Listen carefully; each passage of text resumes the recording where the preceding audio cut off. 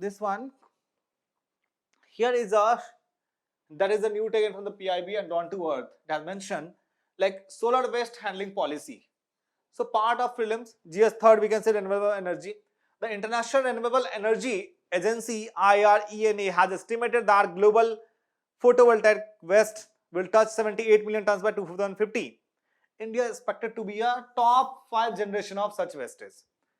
While India is increasing its solar power capacity, it does not yet have a firm policy on managing waste. So it considered presently the solar waste is a part of electronic waste. That means we can say e-waste. It is known to be a e-waste and does not account this separately. There is no commercial raw material recovery facility for solar e-waste operation in India. So that is a matter of very serious concern if we talk about that. So there is no commercial raw material recovery facility for solar e-waste operation in India, but a pilot facility for solar panel recycling and material recovery had been set by a private company.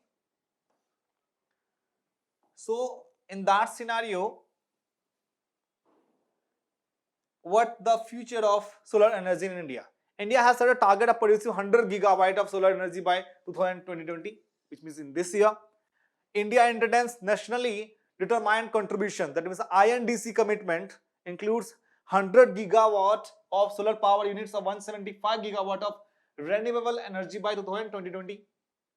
Ministry of New and Renewable Energy is the nodal agency of tackle India renewable energy issues. Make sure the agencies which has to be mentioned here, like the department which has mentioned here, that is very concerned in the terms of prelims exam. So solar waste and solar energy comes under Ministry of New and Renewable Energy. And what about the government planning National Solar Mission? And what is the aim of National Solar Mission? Which is aims to establish India as a global leader in solar energy by creating the policy condition its development across the country. Rooftop solar schemes, as we can see in the rural areas and as well as urban area, to generate power by installing solar panels on the roof of the house. And PLI scheme, which means production linked incentive.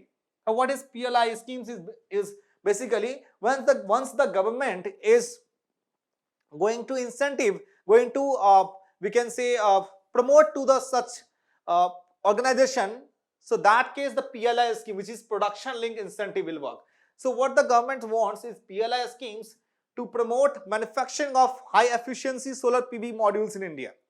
And what about the ESA, which is International Solar Alliance? And what is the role of ESA? Launched by the Indian Prime Minister and French President in 2015 with a vision to enable one world, one sun, one grid. So this need to keep in mind, because in the prelims exam they can be asked like one world, one sun, one grid is related to what? So they will give you the four options you need to choose. So one sun, one world, one grid basically is a framework for facilitating global cooperation building a global ecosystem of interconnected renewable energy resources, mainly basically solar energy. In that case we are using it one world, one sun and one grid.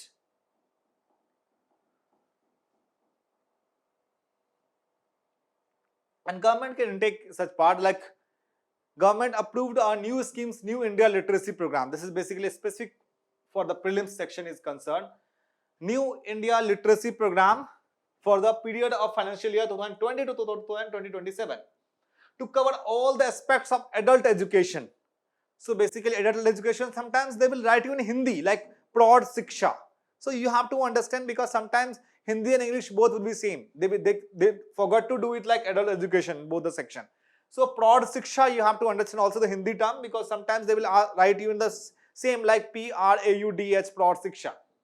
So adult education to align with the National Education Policy 2020 and Budget Announcement 2021-22. National Education Policy 20 has recommendation for adult education and lifelong learning. And what about the term adult education to be replaced with the education for all? And what is the objective of the scheme? It is to impart not only foundation literacy and numeracy, but also to cover other components which are necessary for the citizens of 21st century. Such critical skills like financial literacy should be, digital literacy, and we can say commercial skills, healthcare and healthcare awareness, childcare awareness, and education and family welfare.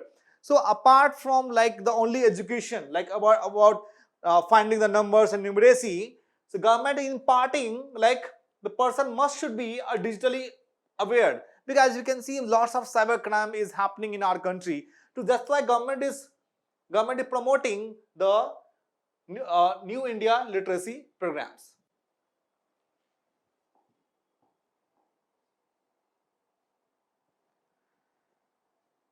And vocational skills development with a view towards obtaining local employment, basic educations including preparatory, middle and secondary stage equivalency, continuing education including engaging holistic adult education, courses in arts, science, technology, culture, sports and recreation, as well as other topics of interest or used to local learners, such as more advanced matters on citizens' critical life skills. So basically government are promoting such skills so that maximum number of people can take advantage of this.